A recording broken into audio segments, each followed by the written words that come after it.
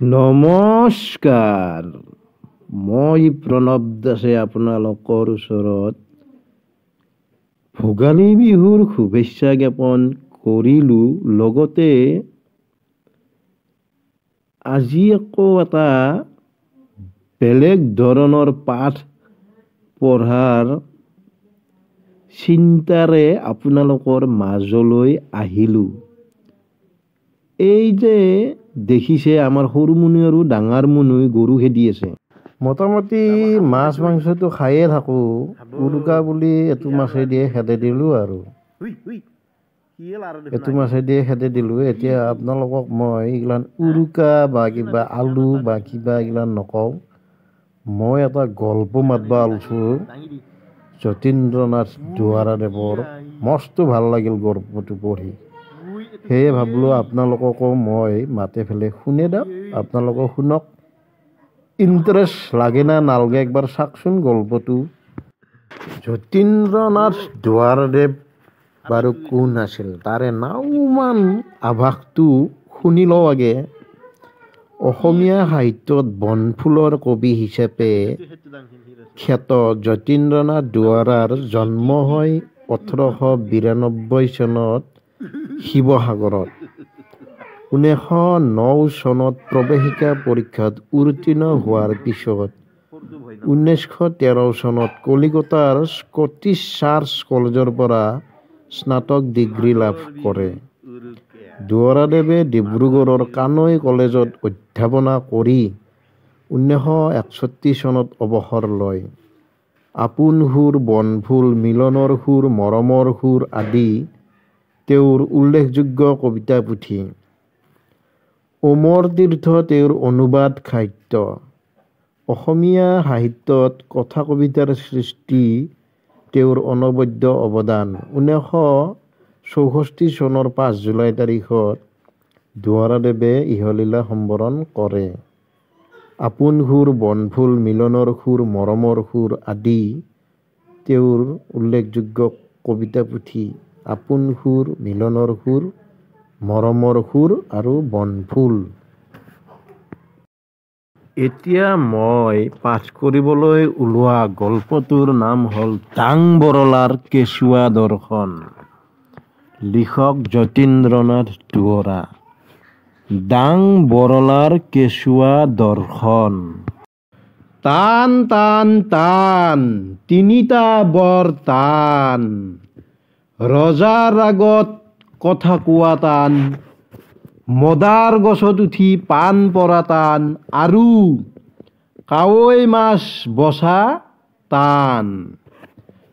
মোৰ হ'লে ইয়াৰ লগতে আৰু এষাৰি কথা লগাই দিবৰ মন যায় যে ডাং বৰলাৰ কেঁচুৱা দৰ্শনো টান। পঢ়া শুনা শেষ কৰি ঘৰতেই থাকোঁ। থকাৰ ভিতৰত মই আৰু মোৰ আই। কাম কাজ কৰিবৰ প্ৰয়োজন নাই, কাৰণ দেউতাই যি থৈ গৈছে তাকে চলাই মেলি খালেই আমাৰ দিনকেইটা বেছ সুখেৰে যাব। কাম বিচাৰিলেও পোৱা টান, আৰু আইৰো একেটা ল'ৰা বুলি দূৰলৈ পঠাবৰ মন নাই। সাতে সতৰে ঘৰতেই থাকোঁ। পোনতে আয়ে কেইবাবাৰো বিয়া কৰাবলৈ কৈছিল, আৰু মইনো কেইদিন আছোঁ। মই নহ'লেনো কোনে তোক চাব মেলিব, ইত্যাদি কথাও নুশুনাইছিল যে এনে নহয়। ময়ো সেইবোৰ কথা নুশুনা ভাও জুৰি ফালৰি কাটি ফুৰিছিলোঁ। তাৰ পিছৰ পৰা আয়ে আৰু বিশেষ একো কথা নোকোৱা হ'ল, কাৰণ মোৰ আই বেছি কথা কোৱা বিধৰ মানুহ নহয়, আৰু লগে লগে অলপ অভিমানী ধৰণৰো। এবাৰ দুবাৰ ক'লে নুশুনিলে তেওঁ মনে মনে থাকে। সেইদিনা আবেলি বেলিকা আয়ে মোক ক'লে, বোপাতী, ককাইদেউৰ জীয়েক হেমীৰ ল'ৰা এটি হৈছে বুলি শুনিছোঁ।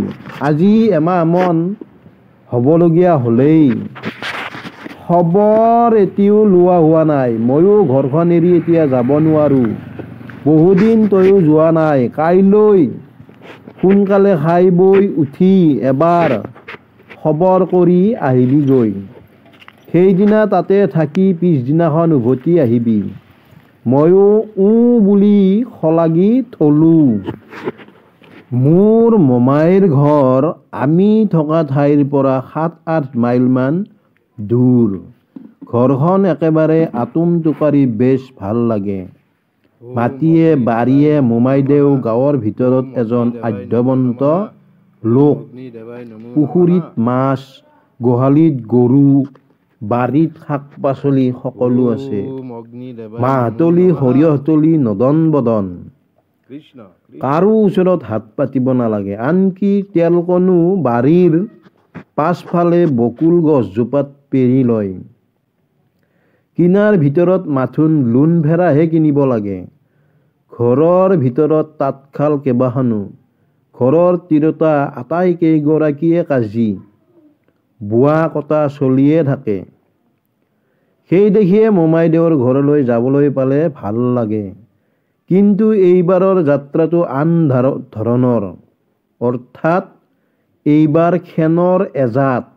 তাৰমানে এইটো নহয় যে মোৰ কেঁচুৱা ল'ৰাবিলাকৰ ওপৰত কিবা এটা ৰোষ আছে আৰু ময়ো যে কেঁচুৱা নাছিলোঁ, একেবাৰে সফল ডেকা হৈ উপজিছোঁ, এনে নহয়।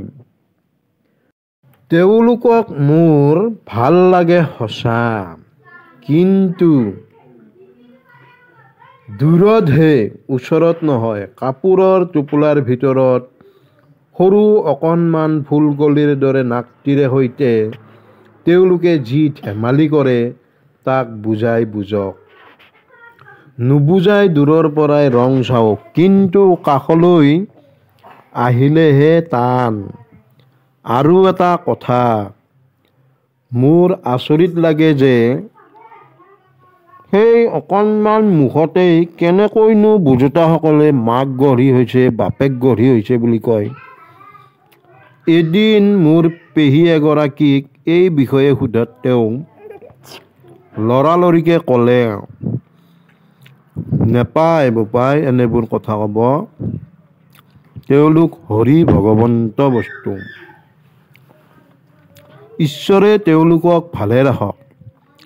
এই বুলি হাত দুখন একেলগ কৰি ওপৰলৈ তুলি মূৰত লগালে। হৰি হৰি। মইনো কেতিয়া তেওঁলোকক হৰি ভগৱন্ত বস্তু নহয় বুলি ক'লোঁ? আৰু কেতিয়ানো ঈশ্বৰে ভালে নেৰাখিবলৈ ক'লোঁ?